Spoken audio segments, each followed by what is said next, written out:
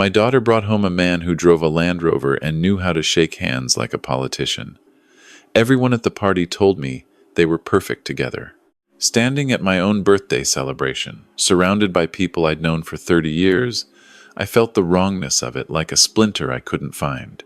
That was 6 months before she pressed a folded napkin into my palm during the cake cutting and whispered, "Dad, please read this alone." Before I tell you what was written on that napkin, let me tell you about the moment I first knew something was wrong with Ethan Marsh. He arrived at my house in Astoria that first Sunday in September, driving a black Land Rover Defender with Oregon plates. I ran through a contact before dinner was finished. The vehicle was leased, 9 months behind on payments. He didn't know I'd checked. He sat at my dining table with the easy confidence of someone who has never been seriously questioned about anything, asking about the view from my windows, the square footage of the house, whether the coastal property market had treated me well. Not once did he ask about my daughter. Not once did he ask what Claire enjoyed, what made her laugh, what she was working toward in her residency. He looked at her the way people look at a door they intend to open. My daughter is 31 years old. She's a pediatric resident at OHSU in Portland, 3rd year, the kind of doctor who stays an extra hour because a child is scared. Her mother passed when Claire was 16, and the two of us built something solid from that loss, something quiet and honest. She learned early that I see people clearly. She also learned that I don't always say what I see. I smiled through dinner. I asked Ethan appropriate questions about his work, his background, his family. He told me he was a real estate developer with projects across the Pacific Northwest, that his sister Rachel handled the financing side of the business, that they'd built something together from nothing. He said it with rehearsed pride, the kind that sounds genuine until you've heard hundreds of witnesses use that same careful tone. I spent 40 years as a federal judge in the District of Oregon. I retired at 67 because my knees gave me trouble in the courtroom and because Claire asked me to be present for a while before I became an old man without noticing. I had presided over 214 criminal trials. I had sentenced people for bank fraud, wire fraud, mortgage fraud, elder financial abuse, and a particular category of manipulation that the law calls undue influence. I understood, in my bones, the architecture of a con. After Ethan and Claire left that night, I sat in my study and called my oldest friend, a man named Gerald Okafor, who had spent 30 years as a supervising agent with the FBI's Financial Crimes Division in Portland before retiring to teach at Lewis and Clark. I told him what I'd observed. He was quiet for a moment. "Give me 48 hours, Gerald said. 48 hours later, he called back with a tone I recognized from courtrooms. The Land Rover was the least of it. Ethan Marsh had 2 LLCs, both dissolved, one in Oregon and one in Washington state. He had a pending civil judgment in King County for breach of contract, an unpaid IRS notice for $86,000, and a prior relationship with a woman in Bend whose family had filed a complaint with the Oregon Department of Justice 18 months ago, a complaint that had been investigated and closed, without charges due to insufficient evidence. His sister, Rachel Marsh, held a mortgage broker license in Oregon that had received 2 regulatory inquiries in the past 3 years. I thanked Gerald and set the phone down. I looked at the photograph on my desk. Claire at her medical school graduation, laughing at something out of frame, her mother's cheekbones, my stubbornness. I didn't call Claire. Not yet. I had spent a career waiting. You do not move until you understand the full shape of what you are dealing with. Partial information produces partial justice, and partial justice has a way of letting the worst parts survive. Over the following weeks, I watched carefully. Ethan came to Astoria 4 times. Each visit, he found a way to walk through every room of my house, asking about this object or that painting, curious in the way of someone building a catalog. He asked about my pension twice, once calling it your retirement situation as though money were a delicate subject between us. Claire watched these moments with a slight tension I recognized, a tension she was working to suppress, the look of someone telling themselves they misread what they just saw. He was charming. I will say that honestly. He had the gift of making you feel like the most interesting person in the room for exactly as long as he needed you to feel that way. He volunteered at a food bank, or said he did. He brought wine that cost enough to signal awareness of money without being vulgar about it. He spoke about Claire with the vocabulary of a man in love, tenderness layered over calculation the way paint covers drywall. By November, I had learned through Gerald's contacts and my own quiet research that Ethan and Rachel's business model was not real estate development. It was proximity. They identified targets, typically older individuals with visible assets and limited immediate family, and constructed relationships around them. The King County complaint had involved an elderly widow whose son had grown suspicious after she'd changed her will.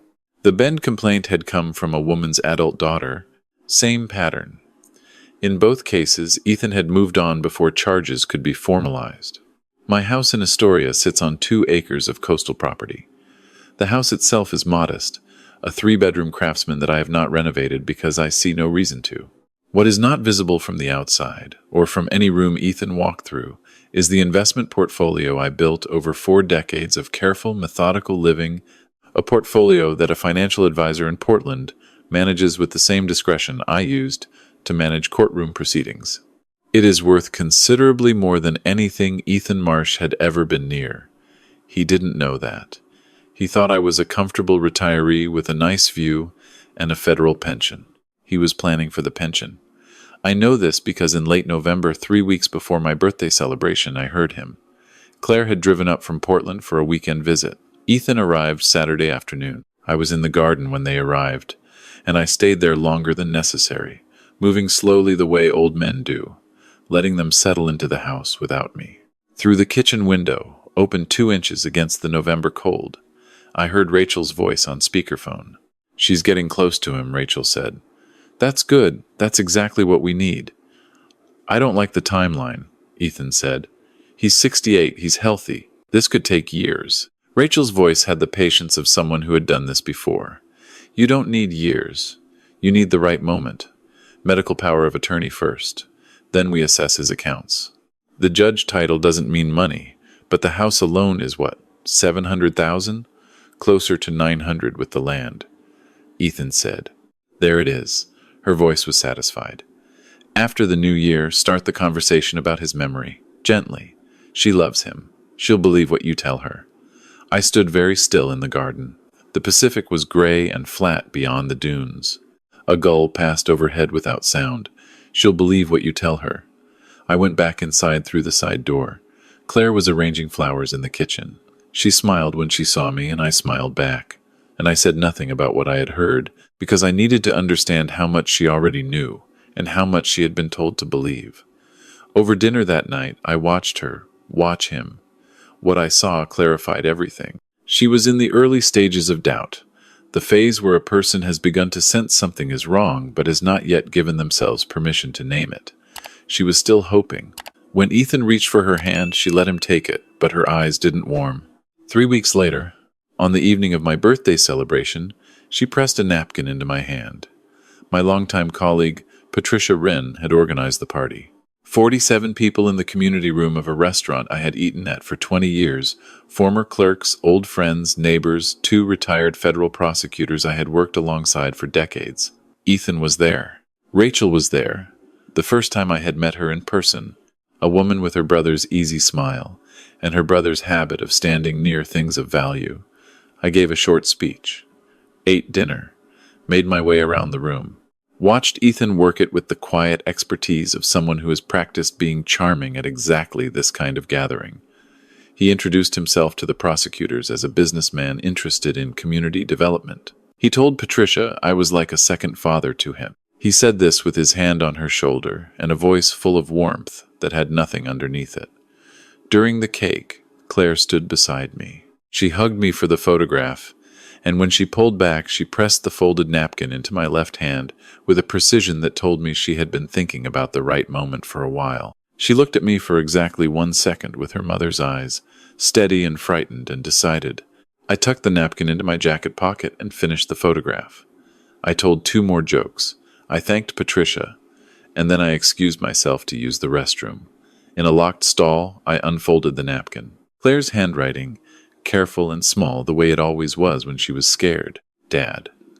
3 weeks ago, I heard Ethan on the phone with Rachel. He said they were going to convince me you have memory problems, so I'll get medical power of attorney, and they can access your accounts. He said you're the best target they found in 2 years. I didn't know how to tell you. I didn't know if you'd believe me or think I'd misheard. I thought about leaving him, but he's been watching my phone. Tonight is the first time I've had a moment alone. I'm so sorry. Please help me. Please don't let them know I told you. I'm frightened. I read it twice, folded it, put it back in my pocket. In the mirror above the sink, I saw my own face. I have been told I am difficult to read. This is a quality I work to develop because a judge, whose reactions are legible, loses half his usefulness before the first witness is sworn in. The face in the mirror was calm. Behind the calm was something I had not felt in years. A particular cold clarity that used to arrive at the start of complex cases, when all the facts aligned and the path forward became precise. I straightened my jacket and walked back out to my party. I found Ethan at the bar with one of my former clerks, a young man named Douglas who had clerked for me a decade ago and now practiced environmental law in Portland. Ethan had one hand on Douglas's shoulder and was explaining something about waterfront development. Douglas looked mildly trapped. I stood beside them. Ethan turned with his full smile deployed. "Robert, great party. You've got good people in your corner." I smiled back with everything I had. "I really do," I said. "I spoke to Gerald before I left the parking lot that night." He answered on the second ring. "I need everything formalized," I said.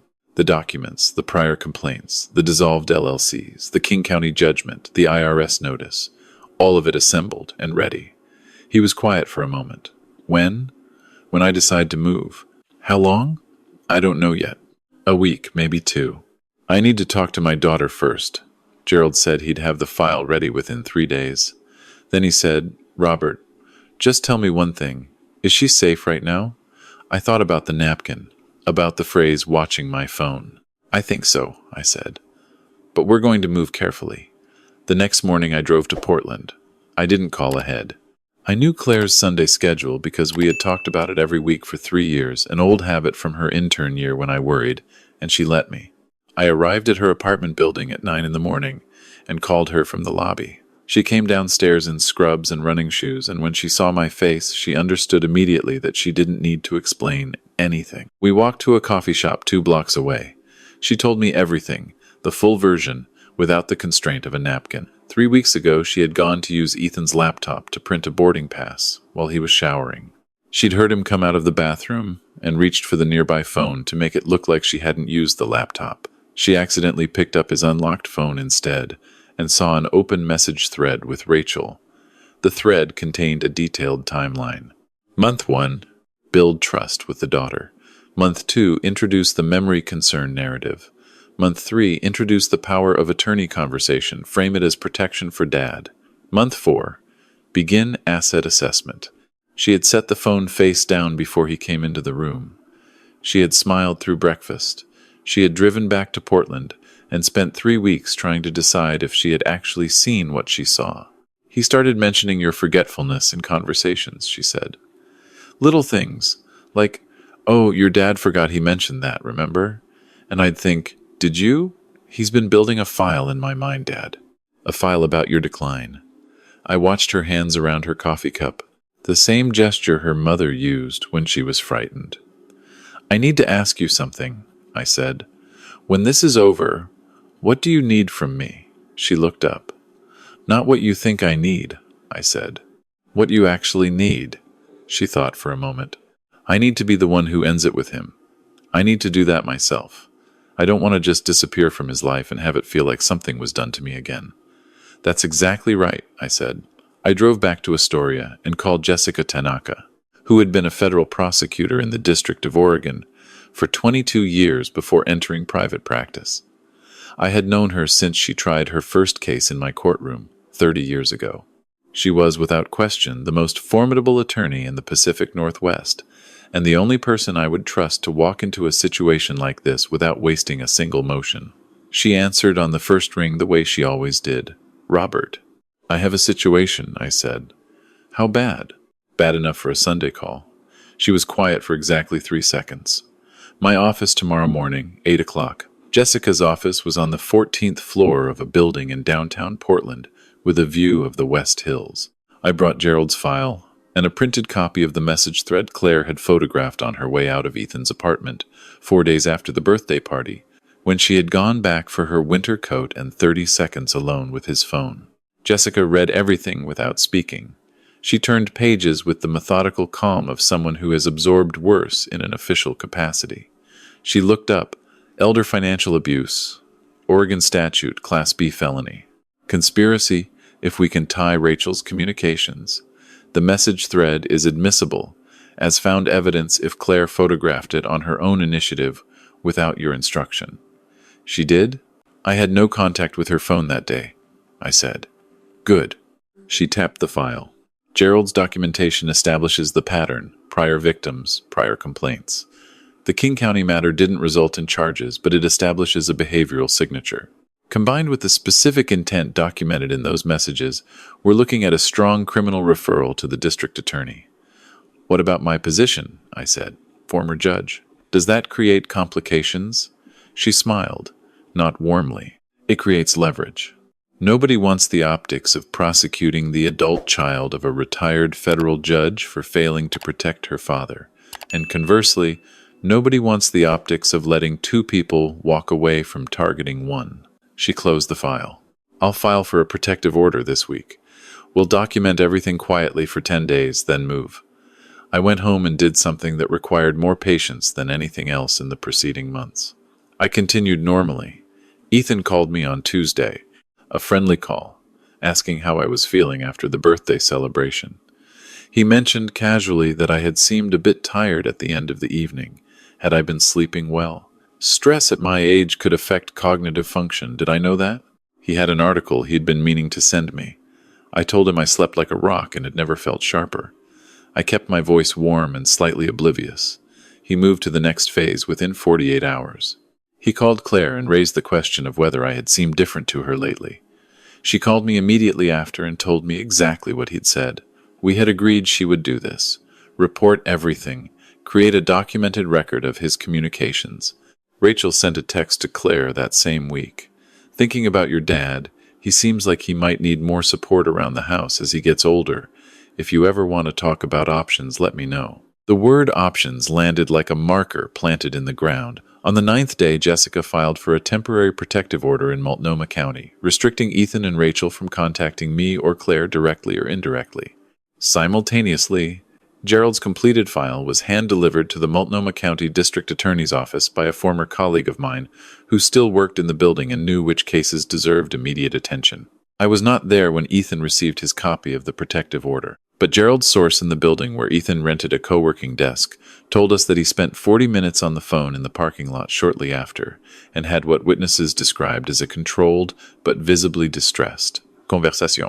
Rachel called Claire 3 times within 2 hours. Claire did not answer.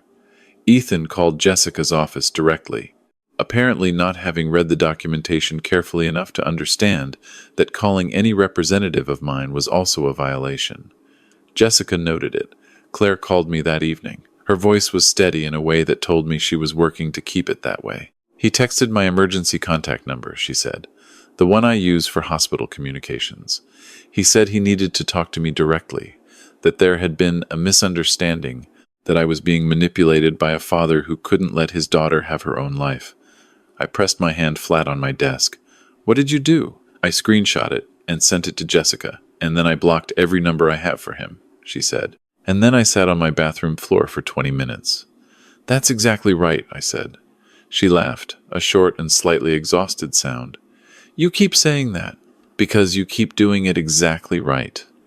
2 weeks after the protective order, I was contacted by the assistant to the Multnomah County District Attorney who told me, in the careful language of someone representing an office that processes serious matters, that the criminal referral was being reviewed and that they anticipated formal charges being filed within 30 days. The charges would include attempted elder financial abuse, criminal conspiracy, and wire fraud based on interstate communications documented in the message thread. Jessica informed me separately that Rachel, upon receiving notification of the investigation, had contacted the DA's office directly through her own attorney, expressing willingness to provide information about the broader pattern of conduct in exchange for sentencing consideration. She was cooperating. The partnership that had targeted a minimum of 4 people across 2 states was coming apart from the inside. I called Gerald when I heard this. He was not surprised. They always blame each other, he said. Every single time. They build these things on the assumption that nothing will go wrong, and the moment it does, there's no foundation left. What's the foundation for? I said. He was quiet for a moment. Exactly, he said. The civil matter proceeded alongside the criminal investigation. Ethan, apparently having found an attorney willing to take a case with no plausible winning argument, filed a complaint against me for tortious interference with his business relationships, alleging that I had conducted a coordinated campaign to damage his professional reputation. The claimed damages were $300,000. Jessica called me when she received the filing. She was laughing in the way that prosecutors laugh when opposing counsel files something genuinely ill-advised. "I've been waiting for this," she said, suing a federal judge for exposing a fraud. In Oregon, with this evidence file, this is the best gift he could have given us.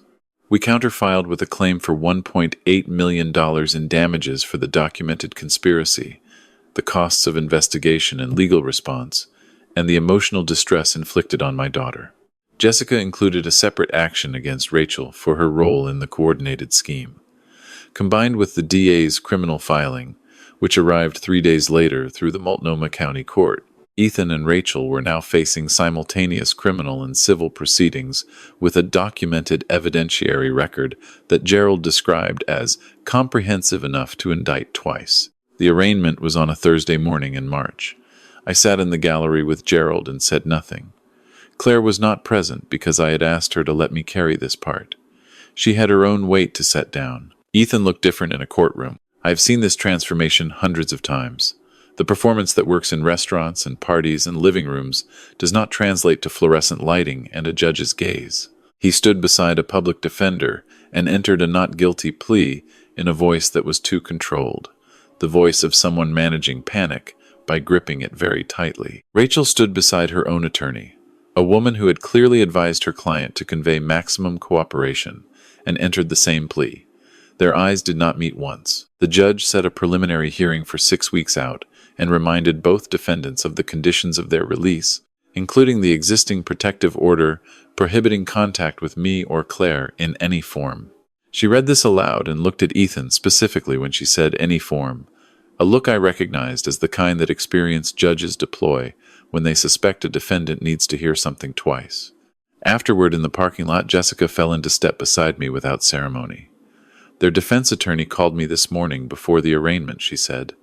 "Interested in settlement discussions. How much?" Unspecified. But the framing was significant.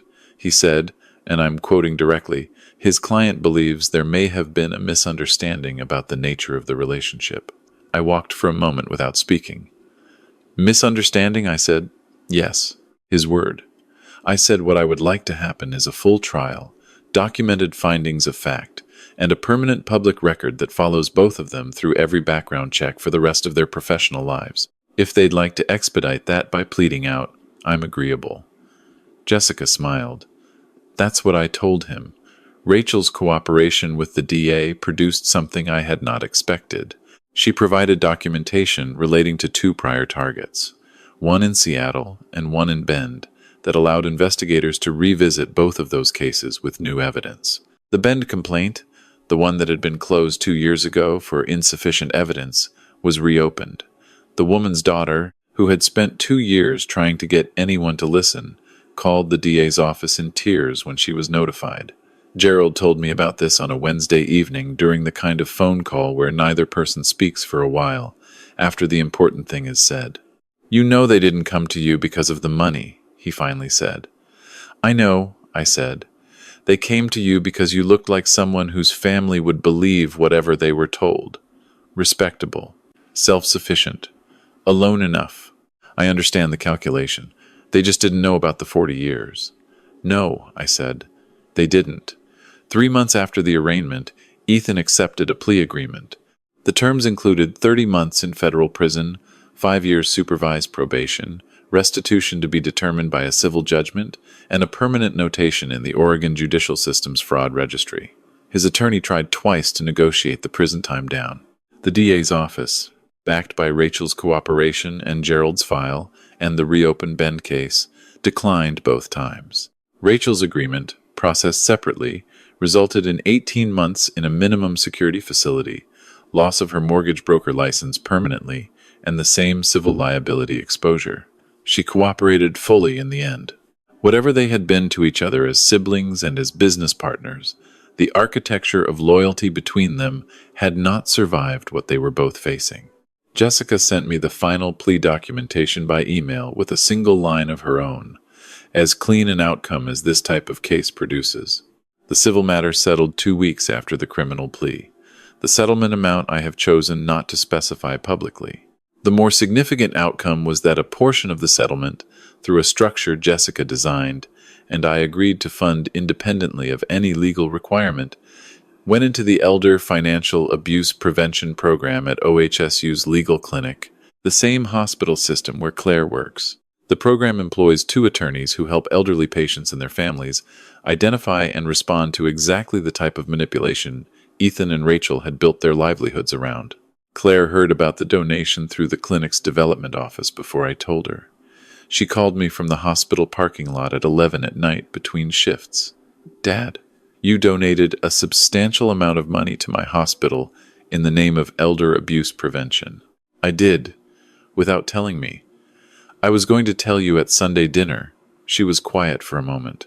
Her voice, when she spoke, was the same voice she had when she was small, and had figured out that something I did was deliberate and significant. "You're impossible," she said. "I know. Thank you. I know." In the late summer, 4 months after the plea, and 2 months after the civil settlement, 2 letters arrived at my Astoria address on the same week. The first came from a minimum security facility south of Portland. The second from a federal correctional institution in Sheridan, Oregon. I waited a week before opening them, not from reluctance, but from the same instinct that had governed 40 years of judicial work, the understanding that timing is part of judgment, that some things should be received in the right state of mind rather than the immediate one. I opened Rachel's first. The paper was standard institutional correspondence, thin and unadorned. Her handwriting was careful in a way that suggested revision. "Mr. Smith, I know you have no reason to read this and every reason to discard it. I'm writing because my attorney told me I wasn't required to, which made me think I should. What Ethan and I did was not new for us. I understand now, sitting here with enough time to think clearly for the first time in years, that I had constructed an entire explanation for why what we did was acceptable. The people we targeted had more than they needed. They wouldn't miss it. They were old and their families were distant, and we were just, in my version of it, filling a gap in their care. I have spent months sitting with how wrong that was. Not the legal part, the human part. Your daughter trusted someone. I helped him become someone worth trusting. I'm going to spend a long time with that. I'm not asking for forgiveness. I just needed you to know that I understand what we actually did." I set it down and opened the second envelope. Ethan's letter was longer. He wrote carefully, without the rhetorical grace he used in person, and the result was something closer to honesty than I had expected from him.